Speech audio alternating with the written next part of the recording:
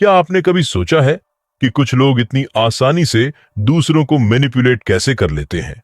कैसे कुछ लोग बिना कुछ कहे सिर्फ बॉडी लैंग्वेज और साइकोलॉजी की मदद से दूसरों के इमोशंस और डिसीजंस को कंट्रोल कर लेते हैं? और सबसे खतरनाक बात, कैसे कुछ लोग आपको यह महसूस कराते हैं कि आप खुद ही गलत सोच रहे हैं, जबकि असलियत कुछ और होती है। यह कोई जादू नहीं, बल्कि डार्क साइकोलॉजी की टेक्निक्स हैं। ऐसी साइकोलॉजिकल स्ट्रेटजीज जो माइंड कंट्रोल, पर्सुएजन और मैनिपुलेशन के लिए इस्तेमाल की जाती है। और यही सब हम आज एक्सप्लोर करने वाले हैं। How to analyse people with dark psychology नाम की इस पावरफुल किताब में, जिसे लिखा है R.J. एंडरसन ने। सोचिए, अगर आप दूसरों की आंखों में देखकर उनके रियल इंटेंशंस को डिकोड कर सकते, तो कोई भी आपको इजीली फूल नहीं बना सकता। इमेजिन करें कि आप किसी से बात कर रहे हैं और सिर्फ उसके छोटे छोटे फेशियल एक्सप्रेशन से यह समझ जाते हैं कि वह सच बोल रहा है या झूठ। सोचिए, अगर आप बॉडी लैंग्वेज के सटल सिग्नल्स को डिकोड करना सीख जाएं, तो कोई भी व्यक्ति आपके सामने फेक नहीं बन पाएगा। अगर आप चाहते हैं कि आपको कोई भी इजीली मैनिपुलेट ना कर सके, अगर आप लोगों के दिमाग को पढ़ना और उनके असली इरादों को समझना सीखना चाहते हैं, तो इस वीडियो को एंड तक जरूर देखें, क्योंकि आज हम वो डार्क सीक्रेट्स रिवील करने वाले हैं जिन्हें जानने के बाद कोई भी आपको इजीली फूल नहीं बना पाएगा। वीडियो शुरू करने से पहले, अगर आप साइकोलॉजी और माइंड कंट्रोल की ऐसी ही और वीडियोस देखना चाहते हैं, तो अभी सब्सक्राइब बटन दबा दीजिए और बेल आइकॉन को प्रेस कर दीजिए, ताकि आपको हमारी हर नई वीडियो की नोटिफिकेशन सबसे पहले मिले। इस वीडियो को लाइक करना ना भूले, क्योंकि आपका एक लाइक हमें और भी बेहतर कंटेंट बनाने के लिए इंस्पायर करता है। और कमेंट में हमें बताइए कि क्या आपको कभी ऐसा लगा है कि कोई आपको सब्टली मैनिपुलेट कर रहा है? आपके थॉट्स और एक्सपीरियंसेस हमारे लिए बहुत जरूरी हैं। तो अब तैयार हो जाइए इस डीप डाइव के लिए। चैप्टर 1, लोगों को समझने के लिए शरीर भाषा। क्या आपने कभी सोचा है कि बिना एक भी वर्ड बोले हम दूसरों के दिमाग में क्या चल रहा है ये कैसे समझ सकते हैं? बॉडी लैंग्वेज एक ऐसी सीक्रेट लैंग्वेज है जिसे अगर सही से पढ़ा जाए तो हम किसी के भी इमोशंस, इंटेंशंस और हिडन थॉट्स को डिकोड कर सकते हैं। जब कोई झूठ बोलता है, जब कोई नर्वस होता है या जब कोई आपको इंप्रेस करने की कोशिश करता है, तो उसका शरीर हर चीज को रिवील कर देता है। यही कारण है कि FBI एजेंट, साइकोलॉजिस्ट्स और इवन पॉलिटिशियंस बॉडी लैंग्वेज का गहराई से स्टडी करते हैं।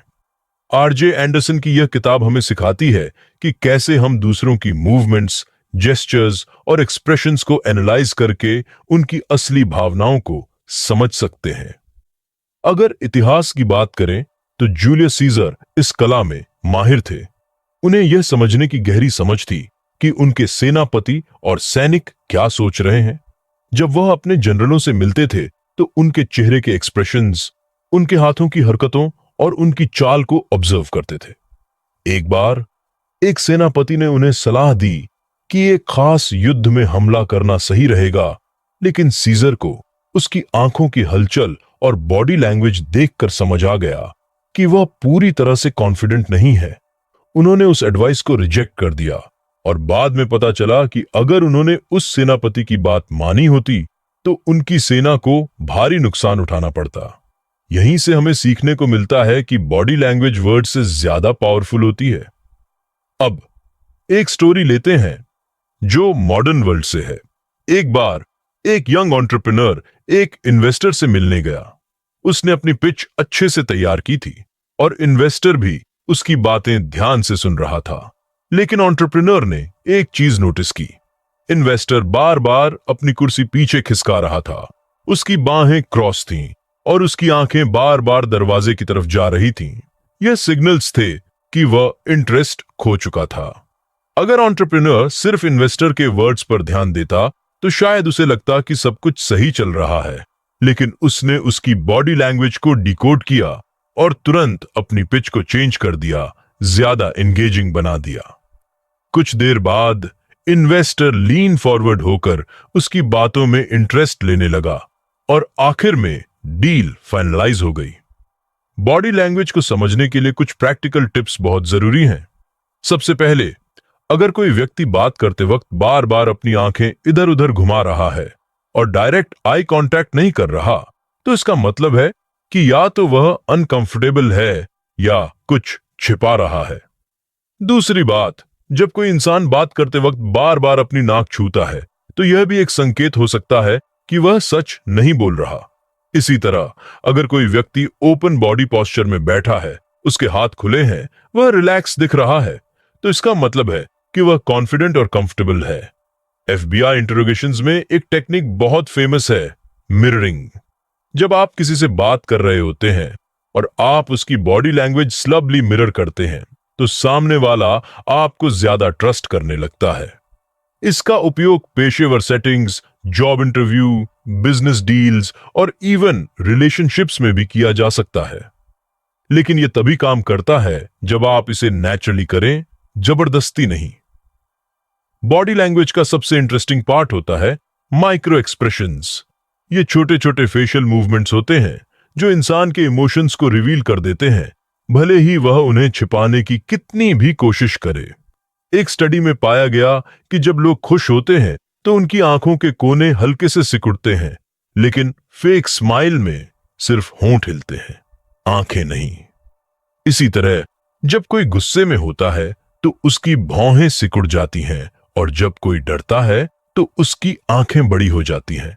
अगर आप इन छोटे छोटे सिग्नल्स को पकड़ना सीख गए तो आप किसी के भी दिमाग को पढ़ सकते हैं। तो अगर आप चाहते हैं कि आप लोगों को बिना किसी वर्ड के भी समझ सकें, तो आपको बॉडी लैंग्वेज को पढ़ने की कला सीखनी होगी। यह सिर्फ एक स्किल नहीं, बल्कि एक पावर है जो आपको एवरीडे लाइफ में दूसरों से एक कदम आगे रखेगी। चाहे आप जॉब इंटरव्यू में बैठे हों, बिजनेस मीटिंग में डील कर रहे हों, या किसी सोशल गैदरिंग में नए लोगों से मिल रहे हों, बॉडी लैंग्वेज आपको हर जगह एडवांटेज देगी। इस किताब का यह पहला चैप्टर हमें इस पावरफुल टूल का पहला ग्लिम्स देता है, और जैसे जैसे हम आगे बढ़ेंगे, हम सीखेंगे कि कैसे डार्क साइकोलॉजी का इस्तेमाल करके हम दूसरों को एनालाइज और इन्फ्लुएंस कर सकते हैं। Chapter 2, manipulation. क्या आपने कभी सोचा है कि कुछ लोग दूसरों को इतनी आसानी से इन्फ्लुएंस और कंट्रोल कैसे कर लेते हैं? कैसे वे अपने वर्ड्स और एक्शन से लोगों के इमोशंस को मैनिपुलेट करके अपनी बात मनवा लेते हैं। मैनिपुलेशन एक ऐसी साइकोलॉजिकल स्किल है जो सही तरीके से इस्तेमाल की जाए तो पर्सुएजन बन जाती है, और गलत तरीके से इस्तेमाल हो तो यह एक खतरनाक हथियार भी साबित हो सकती है। इस अध्याय में हम सीखेंगे कि मैनिपुलेशन कैसे काम करती है, इसे कैसे पहचाना जाए और कैसे इससे बचा जाए। अगर इतिहास में देखें तो एडोल्फ हिटलर मैनिपुलेशन का सबसे बड़ा उदाहरण था। उसने अपने वर्ड्स, बॉडी लैंग्वेज और पब्लिक स्पीकिंग स्किल्स का इस्तेमाल करके पूरे जर्मनी को अपने पक्ष में कर लिया। वह जनता की भावनाओं को भड़काने के लिए केयरफुली चुने गए शब्दों का इस्तेमाल करता था, लोगों को एक कॉमन एनिमी दिखाता था और फिर खुद को एक मसीहा के रूप में प्रस्तुत करता था। यह मैनिपुलेशन की सबसे खतरनाक फॉर्म थी जिसने पूरी दुनिया को युद्ध की आग में झोंक दिया। लेकिन मैनिपुलेशन हमेशा नकारात्मक नहीं होती। अगर इसे एथिकल तरीके से इस्तेमाल किया जाए तो यह एक पावरफुल कम्युनिकेशन टूल बन सकती है। स्टीव जॉब्स को देखिए, उन्होंने अपने एम्प्लॉयज और कस्टमर्स को इस तरह से इन्फ्लुएंस किया कि एप्पल के प्रोडक्ट्स को सिर्फ टेक्नोलॉजी नहीं बल्कि एक रेवोल्यूशन की तरह देखा जाने लगा।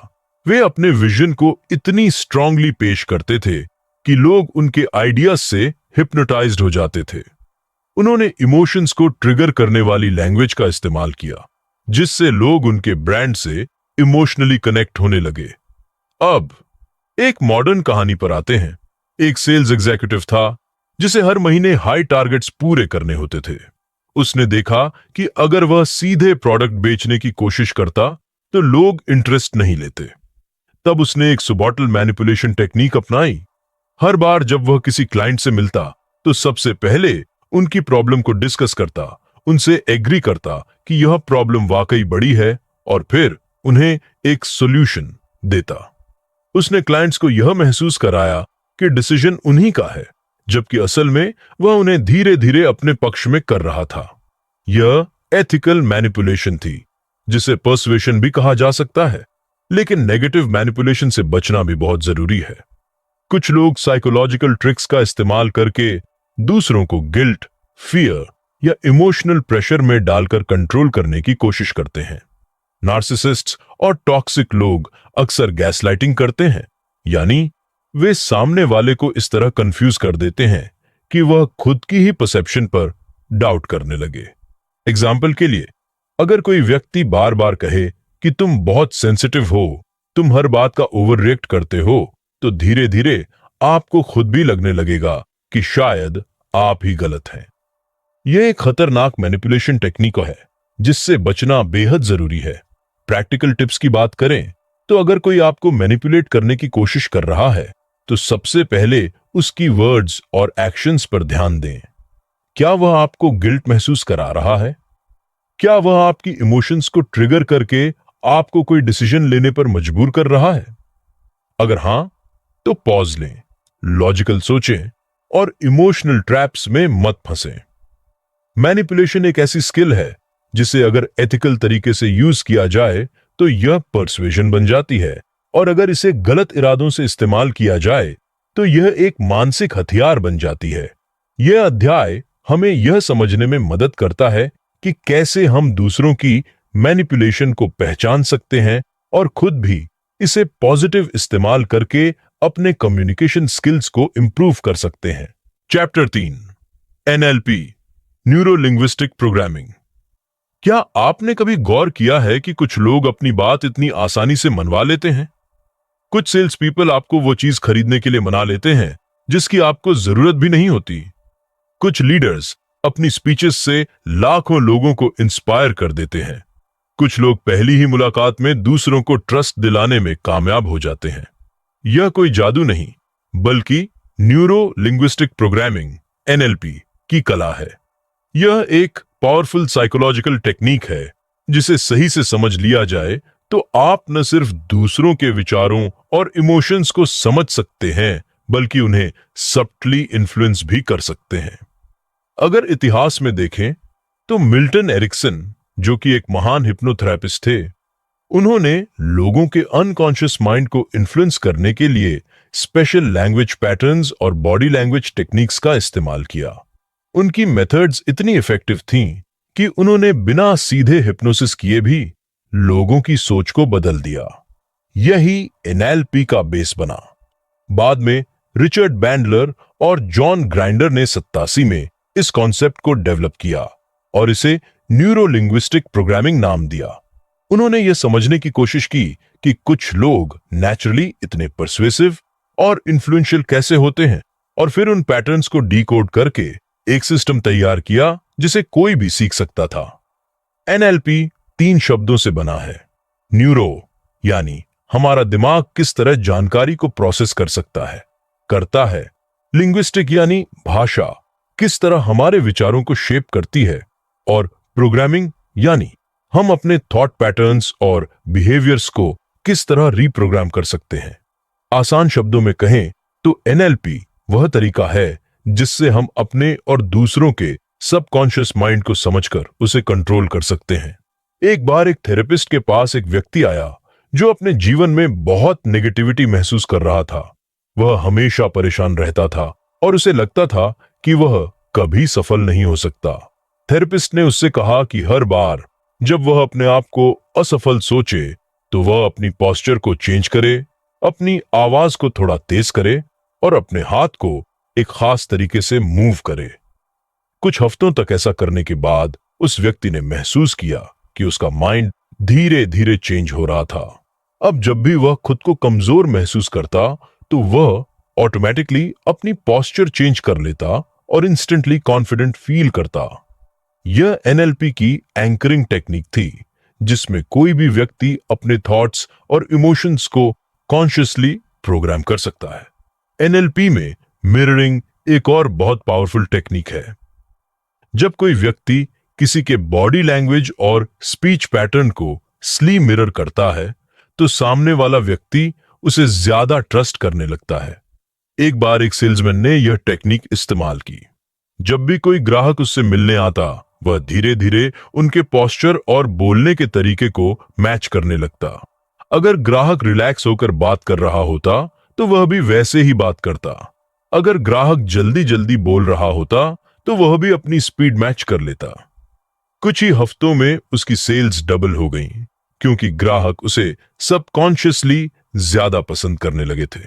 डार्क साइकोलॉजी के संदर्भ में एनएलपी का गलत इस्तेमाल भी किया जा सकता है। कई मैनिपुलेटिव लोग एनएलपी की टेक्निक्स को दूसरों को गिल्ट महसूस कराने, कंफ्यूजन में डालने या उनकी सोच को कंट्रोल करने के लिए इस्तेमाल करते हैं।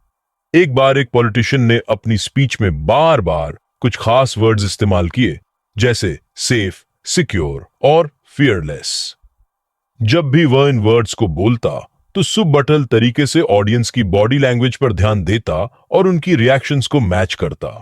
धीरे धीरे लोग उसके विचारों से स्ट्रांगली जुड़ने लगे, क्योंकि उसके वर्ड्स ने उनके इमोशंस को कंट्रोल कर लिया था। यह एम्बेडेड कमांड्स का एक एग्जाम्पल है, जिसमें व्यक्ति अपनी बातों के जरिए दूसरों के दिमाग में धीरे धीरे एक मैसेज इम्प्लांट कर देता है। अगर कोई आपको मैनिपुलेट करने की कोशिश कर रहा है तो सबसे पहले उसकी वर्ड्स और एक्शंस पर ध्यान दें। क्या वह आपको गिल्ट महसूस करा रहा है? क्या वह आपकी इमोशंस को ट्रिगर करके आपको कोई डिसीजन लेने पर मजबूर कर रहा है? अगर हां, तो पॉज लें, लॉजिकल सोचें और इमोशनल ट्रैप्स में मत फंसें। एनएलपी की एक सबसे अच्छी बात यह है कि अगर आप इसे पहचानना सीख गए तो कोई भी आपको आसानी से मैनिपुलेट नहीं कर सकता। एनएलपी एक पावरफुल टूल है जिसका सही इस्तेमाल आपकी कम्युनिकेशन और पर्सुएजन स्किल्स को कई गुना बढ़ा सकता है, लेकिन इसका मिसयूज करना एथिकल नहीं है। इस चैप्टर में हमने सीखा कि कैसे वर्ड्स, टोन और बॉडी लैंग्वेज के जरिए दूसरों के सबकॉन्शियस माइंड को इन्फ्लुएंस किया जा सकता है। आने वाले चैप्टर्स में हम और भी डीप टेक्निक्स एक्सप्लोर करेंगे जो हमें डार्क साइकोलॉजी की दुनिया में और आगे ले जाएंगी। चौथी चैप्टर, डिस्प्यूट। क्या आपने कभी सोचा है कि कुछ लोग इतनी सफाई से झूठ बोलते हैं कि सामने वाला पकड़ ही नहीं पाता? कैसे कुछ लोग दूसरों को मैनिपुलेट करके अपने फायदे के लिए सच को ट्विस्ट कर देते हैं।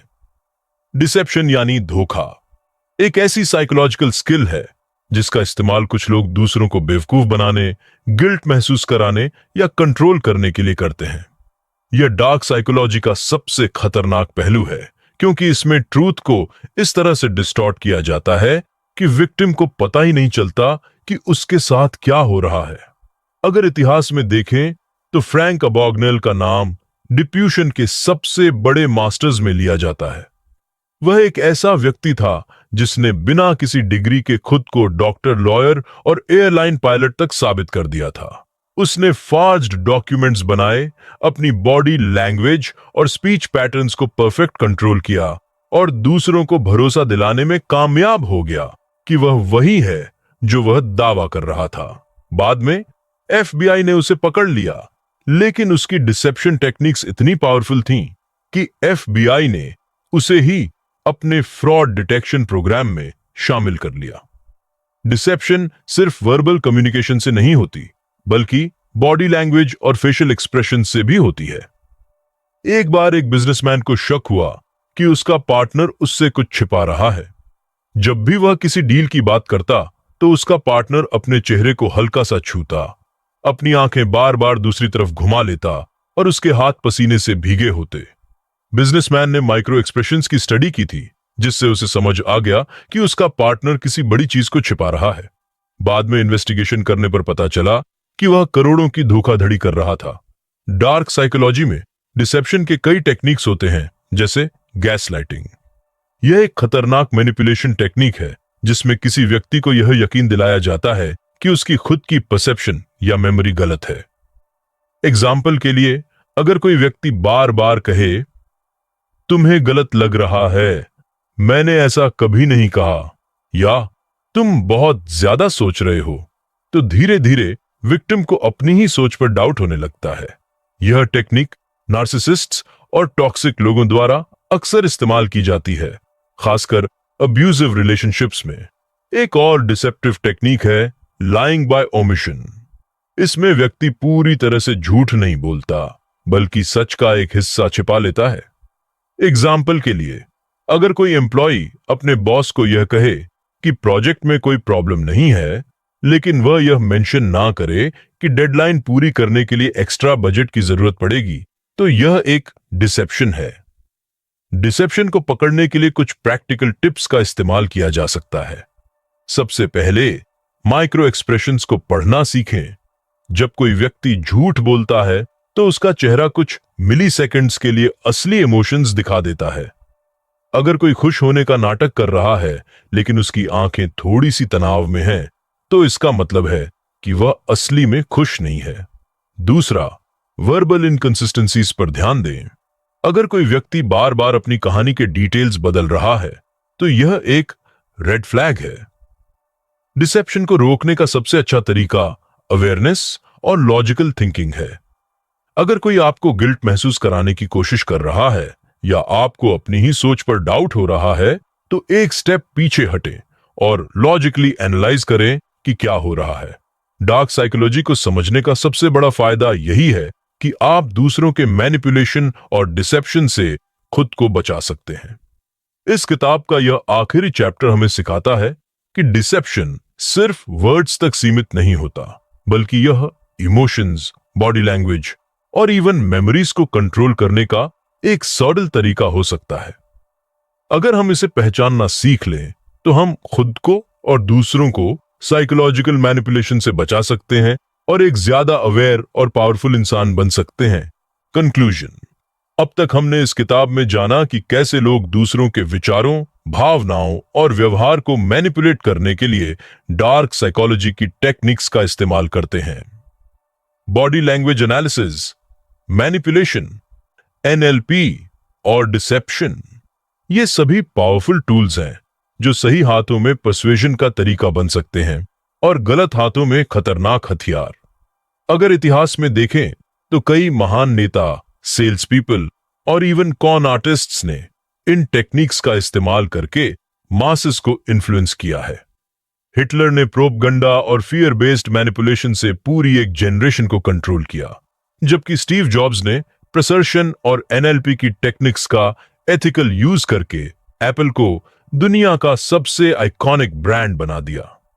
यह इस बात को साबित करता है कि साइकोलॉजी को समझना और सही तरीके से इस्तेमाल करना एक व्यक्ति को अनगिनत फायदे दे सकता है।